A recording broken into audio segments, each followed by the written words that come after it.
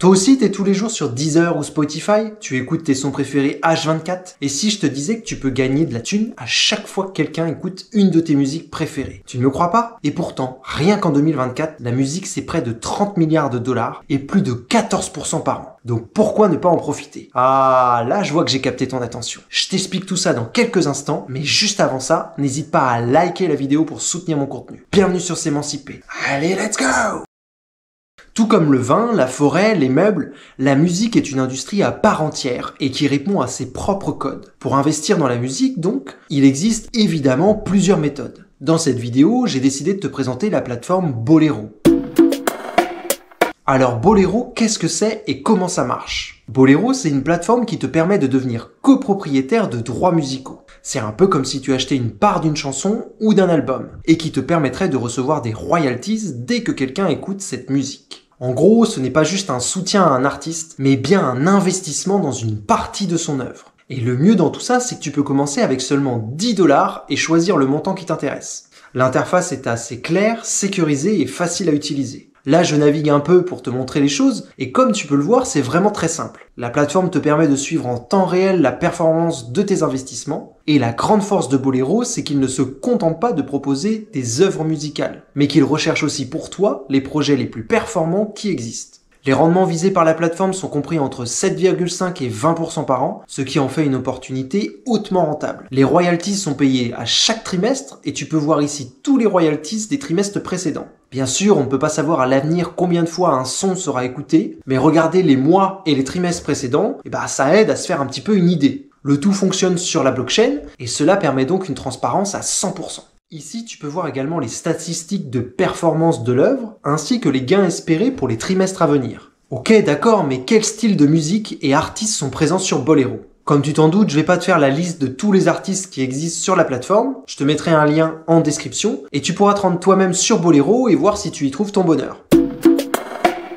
Depuis peu, Bolero propose, en plus d'acheter un son en particulier, comme Pookie d'Aya Nakamura par exemple, d'acheter un catalogue entier d'un label ou d'une agence de production. Ils appellent ça les catalogue shares, et il s'agit d'une sorte d'ETF dans la musique si on veut. Certains proposent même plus de 400 titres dans le même catalogue, et en achetant ce type d'actif, cela te permet de diversifier plus facilement. Personnellement, c'est avec cette stratégie que j'ai commencé à investir sur Bolero, parce que niveau musique, je ne m'y connais pas vraiment beaucoup. Mais sinon, si tu t'y connais toi un peu plus, tu peux aussi acheter directement des song shares pour investir dans une seule et unique musique, si toi tu y crois à celle-ci. Avant de faire ça, malgré tout, je te conseille quand même de bien connaître ce morceau pour être sûr qu'il va devenir un classique et encore être écouté d'ici quelques mois, voire même pendant des années. Parce que quand tu deviens propriétaire d'un titre de musique, l'objectif c'est vraiment que les gens continuent à l'écouter. Et ça sur le long terme. Ou alors, encore une troisième option, si tu aimes vraiment beaucoup un titre en particulier, ou un artiste dont tu es fan et que tu aimerais soutenir,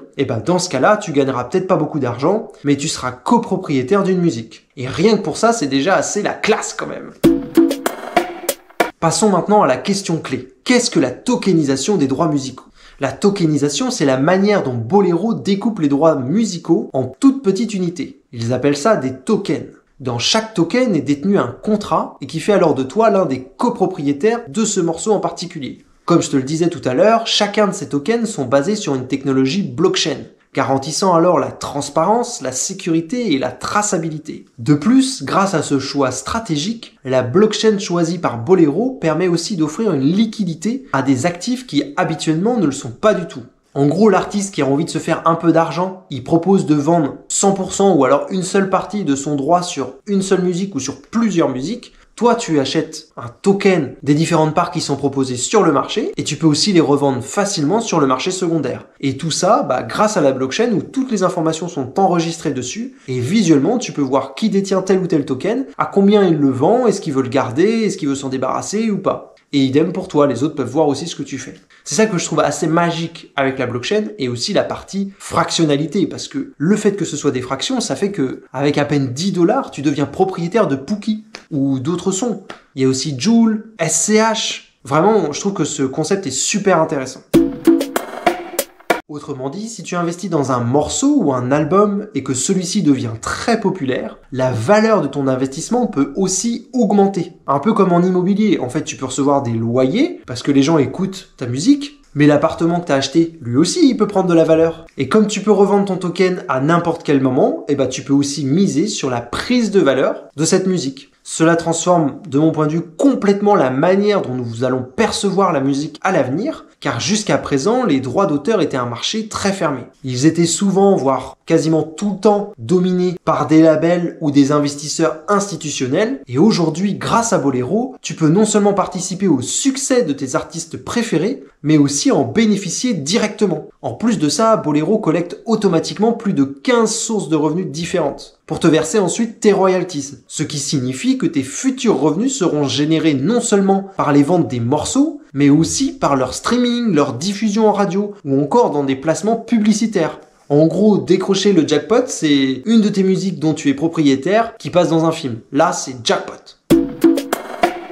La grande question maintenant, c'est comment on fait pour investir. En réalité, comme tu l'as vu, la plateforme est assez claire, donc l'investissement est aussi assez simple. Pour cela, il te suffit de créer un compte en quelques clics, et une fois inscrit, tu pourras y explorer les différents actifs qui sont présents. Il te faudra faire un choix, bien sûr. Personnellement, j'ai pris le temps d'observer la première édition des catalogues Chair. Au total, j'ai acheté 19 tokens à 5,44$ pour une valeur totale de 103,36$. Pour cette deuxième édition, Bolero a décidé de renforcer son partenariat avec le label parisien Lowood. Le token Ju comprend plus de 600 titres pour un rendement de 10,85. Cela pourrait même aller jusqu'à 11,15% pour le premier trimestre de 2025. Il s'agit principalement de rap, de pop urbaine, hip-hop et pop française. Tous les morceaux qui s'y trouvent ont été produits entre 2019 et 2024, et à l'intérieur, tu retrouveras les artistes tels que Ize, Amel Bent, Attic, Lowood, Solalune et Joker, qui sont parmi les artistes les plus connus, mais il y en a d'autres. C'est pour toutes ces raisons et pour tester un petit peu la plateforme que j'ai décidé d'y investir quelques dollars. Si ça t'intéresse et que ma vidéo n'était pas encore assez claire sur le sujet, je peux t'expliquer tout ça dans les commentaires. Donc n'hésite pas à me poser des questions.